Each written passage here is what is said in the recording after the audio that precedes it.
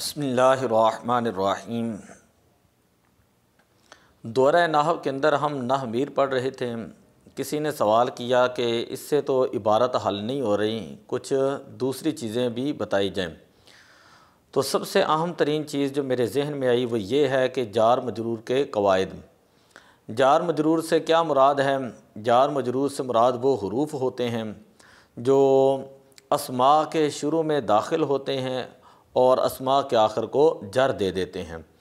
یہ کل نحو میر کے اندر ہیں 17 حروف: باؤ، تاؤ، کاف و لام، واؤ، منذ، مذ، خلا، ربا، حاشا، من، عدا، فی، ان، علا، حتی، الی۔ آج ہم اس کے حوالے سے چند ایک قواعد پڑھتے ہیں۔ سب سے پہلا قاعدہ جو میں نے لکھا ہے وہ یہ ہے کہ جار مجرور مل کر تنہا کچھ نہیں بنتے، بلکہ جار اور مجرور ہمیشہ کسی کے متعلق ہوتے ہیں۔ جار اور مجرور یہ ہمیشہ کسی کے متعلق ہوتے ہیں، یہ آپس میں جار مجرور مل کر کچھ بھی نہیں بنتے۔ دوسری بات یہ ہے کہ جار اور مجرور جس کے متعلق ہوں اس کو جو ہے وہ متعلق کہا جاتا ہے۔ جار اور مجرور جس کے متعلق ہوں اسے متعلق کہا جاتا ہے۔ اب جار اور مجرور اکثر 6 چیزوں کے متعلق ہوتا ہے۔ وہ 6 چیزیں کون سی ہیں؟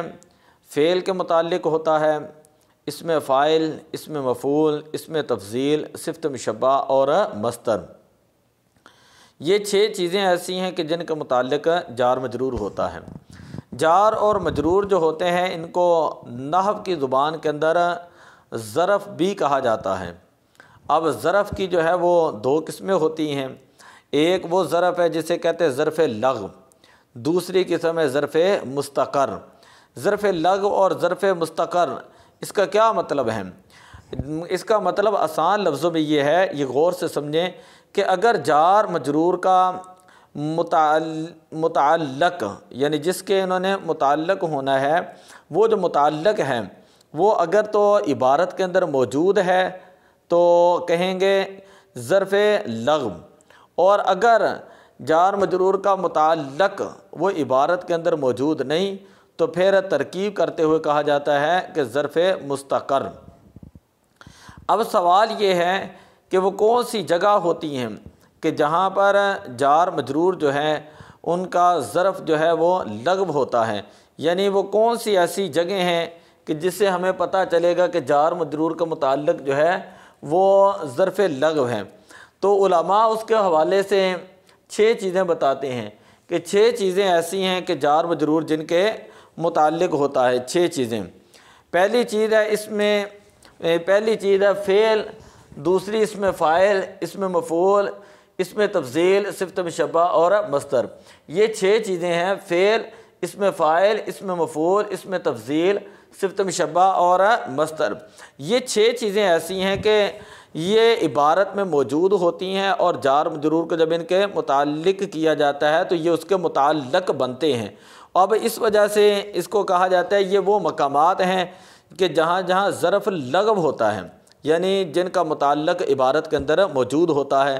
جیسے قرآن پاک کے اندر اللہ تعالیٰ نے ارشاد فرمایا ختم اللہ علی قلوبہم۔ اب علا جو ہے یہ جار اور مجرور کے ساتھ مل کر قلوبہم مضاف فعل مل کر مجرور ہو جائیں گے اعلیٰ جار کے۔ جار اپنے مجرور سے مل کر ظرف لغو ہو کر متعلق ہوا خاتمہ جو ہے فعل کے، خاتمہ جو ہے اس کا متعلق بنے گا اور یہ خاتمہ فعل جو ہے یہ عبارت کے اندر موجود ہے۔ اسی طرح الذی جعل لکم الارض یا انی جاعل فی الارض خلیفہ، فی الارض جو ہے یہ آپس میں جار اور مجرور مل کر یہ متعلق ہوں گے جاعل کے، اور جاعل آپ دیکھ رہے ہیں اس میں فاعل ہے، جاعل اس میں فاعل ہے۔ تیسری مثال یہ ہے الذی جعل لکم الارض، الذی جعل لکم الارض، تو لکم جو ہے یہ جار اور مجرور مل کر جو ہے یہ جعل فعل کے متعلق ہوں گے۔ تو جار مجرور کا متعلق اگر عبارت میں موجود ہو تو ترکیب کرتے ہوئے کہتے ہیں ظرف لغو، اور ظرف لغو کے میں نے آپ کو بتا دیا کہ صرف یہ 6 مقام ہوتے ہیں۔ فعل ہے، اسم فاعل ہے، اسم مفعول ہے، اسم تفضیل ہے، صفت مشبہ ہے اور مصدر ہے۔ آگے ایک چیز اہم ہے وہ یہ ہے کہ ظرف مستقر کن کن مقامات پر ہوتا ہے؟ ظرف مستقر کن کن مقامات پر ہوتا ہے؟ تو جواب یہ ہے کہ ظرف مستقر جو ہے وہ 4 مقامات پر ظرف مستقر ہوگا۔ پہلی ہے خبر، دوسری ہے صلہ، تیسری ہے صفت اور چوتھی ہے حال۔ خبر کے مقام پر کیسے ہوگا؟ اگر مبتدا کے فوراً بعد جار مجرور آ جائیں تو خبر کے مقام پر ظرف مستقر ہوتا ہے، جیسے زید فی الدار، زید ہے مبتدا، فی الدار اس کے بالکل فوراً بعد متصل جار مجرور آ گئے تو یہ جار مجرور جو ہے یہ کیا ہو جائیں گے؟ خبر کے مقام پر ظرف مستقر ہیں، جار اپنے مجرور سے مل کر ثابت ان کے متعلق ہو کر خبر بن جائے گی مبتدا کی۔ دوسری مثال ہے والذین من قبلہم، اس کا مطلب یہ ہے کہ اگر اس میں موصول کے بعد جار مجرور ہوں، اگر اس میں موصول کے بعد جار اور مجرور ہوں تو جار مجرور صلہ کے مقام پر ہوں گے، جیسے والذین من قبلکم، من جار اپنے مجرور سے مل کر یہ صلہ بن جائے گا الذین کا۔ اسی طرح تیسری صورت یہ ہے اگر ذوالحال کے فوراً بعد، اگر ذوالحال کے فوراً بعد جو ہے وہ جار مجرور آ جائیں تو وہ حال کے مقام پر ظرف جو ہے وہ ظرف مستقر ہوگا۔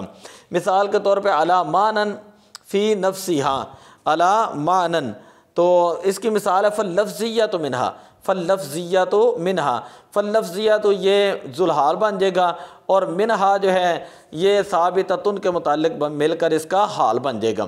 تو یہ فاللفظیۃ منہا ذوالحال اور حال کی مثال ہے۔ علی معنن فی نفسہا یہ موصوف صفت کی مثال ہے کہ اگر موصوف کے فوراً بعد جو ہے جار مجرور آ جائیں تو صفت کے مقام پر ظرف مستقر ہوگا۔ معنن جو ہے یہ بن جائے گا موصوف اور فی نفسہا اس کی جو ہے یہ جو ہے وہ صفت بن جائے گی، اس طرح بھی ہو سکتا ہے۔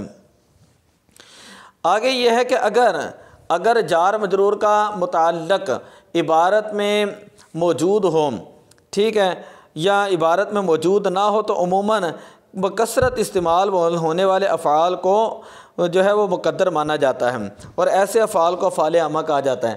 اب یہ سوال یہ ہے کہ اگر جار مجرور کا متعلق عبارت کے اندر موجود نہ ہو، جار مجرور کا متعلق عبارت کے اندر موجود نہ ہو تو پھر کس کے جار مجرور کو کس کے متعلق کریں گے، یعنی یہ کس کے متعلق ہوں گے اور ان کا متعلق ہم کس کو بنائیں گے؟